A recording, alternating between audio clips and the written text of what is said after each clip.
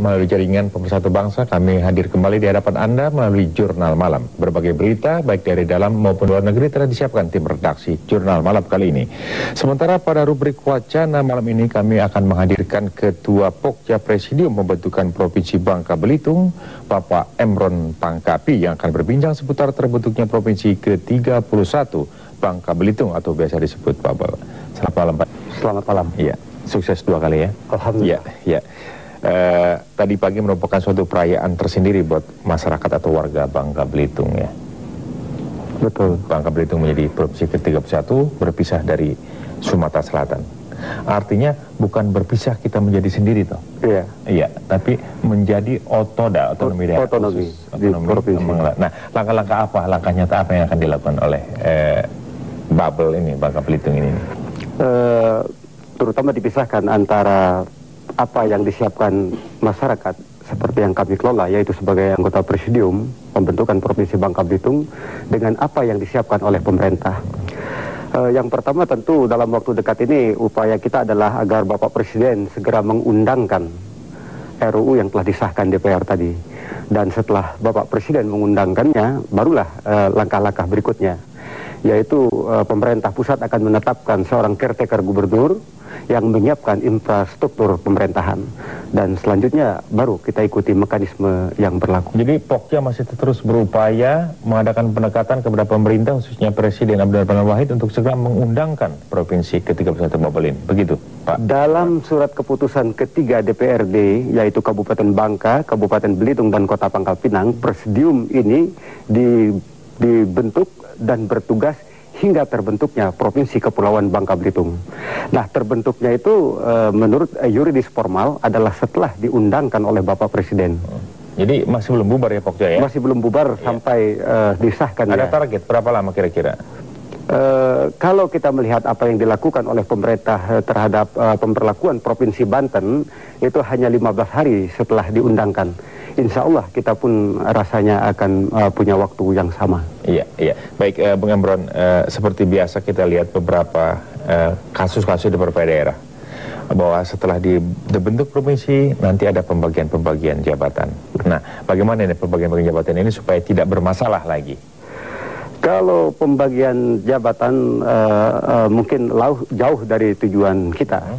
Karena tujuan utama pembentukan Provinsi Kepulauan Bangka Belitung adalah muaranya untuk kesejahteraan rakyat, yaitu lebih meningkatkan pelayanan pemerintahan terhadap masyarakat. Itu target atau goal yang kita ingin lakukan. Nah, memang terutama dari pemandangan umum banyak praksi-praksi di DPR tadi selalu disebutkan bahwa jangan sampai setelah terbentuk provinsi Anda akan berebut jabatan. Ya. Tetapi kalau kita terpulang kepada yang namanya mekanisme pemerintahan, tentu tidak ada hal-hal yang dikhawatirkan. Pertama, misalnya penetapan caretaker gubernur dan daerah tidak terlibat sama sekali, dan itu ditentukan merupakan hak prerogatif Presiden, yaitu setelah melalui usulan Menteri Dalam Negeri. Dan terpulang beliau, silakan. Bagi kami masyarakat Bangka Belitung sudah terbiasa menerima pejabat atau pendatang memimpin di daerah kami, baik tidak jadi masalah kan? Tidak jadi masalah, baik di pemerintahan maupun tulang punggung daerah, misalnya di perusahaan tambang timah. Jadi Pokja tetap setuju nanti ya kalau apa yang dipilih caretaker gubernur ya? Sepenuhnya kita serahkan kepada pemerintah. Bukan harus dari warga Bangka Belitung. Idealnya iya, tetapi terserah. Iya. Cukup banyak sekali perjuangan warga Bangka Belitung ya. Kalau tidak salah sejak tahun 1956 ya. Betul. Upaya-upaya yang terus dilakukan. Nah, baru pada saat inilah di bawah kepemimpinan Presiden Abdurrahman Wahid, Bangka Belitung menjadi provinsi. Nah, upaya-upaya langkah-langkah apa yang lebih mampu dilakukan oleh nanti kepemimpinan Provinsi Bangka Belitung untuk lebih mensejahterakan warga Bangka Belitung ini? Kalau perjuangan ini memang sudah generasi ketiga.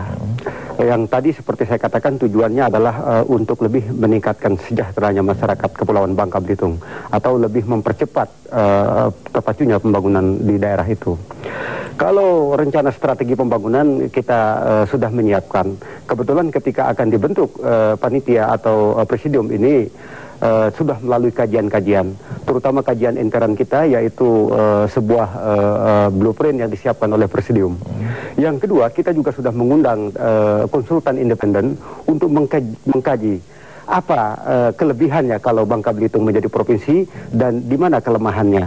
Dan hasil kajian itu menyatakan Kepulauan Bangka Belitung akan jauh bergeliat pembangunannya apabila dengan status provinsi. Ya, yang jelas nanti warga Bangka Belitung menuntut Anda yang bergerak. Kalau misalnya ternyata hasil perjuangan ini justru membuat masyarakat menjadi melarat, maka kita-kita yang di Presidium ikut bertanggung jawab dan mungkin akan menjadi catatan sejarah. Tetapi sebaliknya, kalau perjuangan ini justru mempercepat proses pembangunan dan mengantar masyarakat Kepulauan Bangka Belitung lebih sejahtera, mungkin ini yang disebut sebagai amal. Amal ya. Tapi Anda yakin Timah dan Lada mampu memenuhi keinginan atau memberikan ekonomi kesejahteraan bagi warga Bangka Belitung ini? Memang ketika status Kepulauan Bangka Belitung menjadi provinsi, sumber daya alam kita memang sudah tidak menjanjikan lagi. Artinya dalam bahasa kasar, Bangka Belitung tidak kaya seperti pada masa lalu. Kita tidak bisa mengandalkan Timah. Pada masa lalu Timah merupakan penyumbang devisa negara nomor 3 di awal-awal Orde Baru. Dan sekarang tidak tercatat lagi sebagai penyumbang devisa. Tetapi kami memiliki SDA lain yang cukup. Kami memiliki perikanan, kami memiliki kawasan pariwisata yang cukup baik, kami memiliki sumber daya alam batu granit dan pasir. Selama Singapura masih memerlukan pasir dari Indonesia, dan selama itu pula kami masih bisa menyediakan pengimpor pasir ya. Penyumbang pasir. Baik Pak Emron, yang jelas sumber daya alam Anda masih bisa memberikan kesejahteraan bagi warga Anda. Insya Allah. Iya, baik, terima kasih. Terima kasih Emron atas kehadiran Anda di studio. Terima kasih. Sukses buat Anda. Terima kasih. Dan baiklah sahabat penonton, demikian nanti wawancara singkat kami dengan Bapak Emron Pangkapi, Pokja atau Ketua Pokja Presidium Pembentukan Provinsi Bangka Belitung.